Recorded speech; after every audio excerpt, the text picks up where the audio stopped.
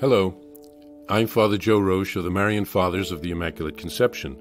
Thank you for joining us as we continue with our year-long journey reading the diary of St. Maria Faustina Kowalska from beginning to end.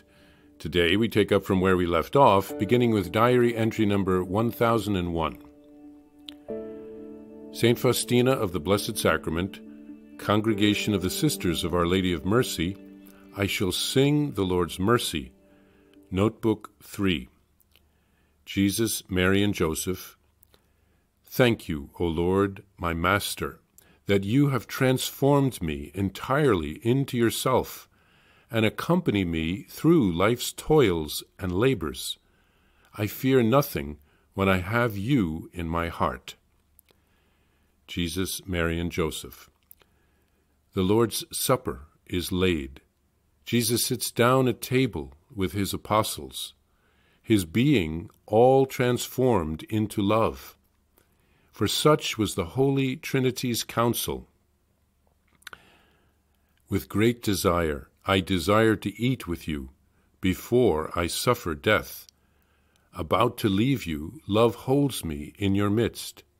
He sheds his blood, gives his life, for he loves immensely. Love hides beneath the appearance of bread. Departing, he remains with us. Such self-abasement was not needed, yet burning love hid him under these species. Over the bread and wine he says these words, "This is my blood, this is my body." Although mysterious, these are words of love. Then he passes the cup among his disciples. Jesus grew troubled, deeply troubled within, and said, "One of you will betray his master." They fell silent, with a silence as of the tomb, and John inclined his head on his breast. The supper is ended. Let us go to Gethsemane. Love is satisfied, and there the traitor is waiting. Jesus, Mary, and Joseph. O divine will, you are my nourishment. You are my delight. Hasten, O Lord, the feast of mercy, that souls may recognize the fountain of your goodness. God and Souls, St. Maria Faustina of the Blessed Sacrament, Krakow, March 1st, 1937. O will of the omnipotent God, you are my delight. You are my joy. Whatever the hand of my Lord holds out to me, I will accept with gladness, submission, and love. Your holy will is my repose. In it is contained all my sanctity and all my eternal salvation. For doing God's will is the greatest glory. The will of God, those are his various wishes, which my soul carries out without reserve, because such are his divine desires, in those moments when God shares his confidences with me. Do with me as you will, Lord.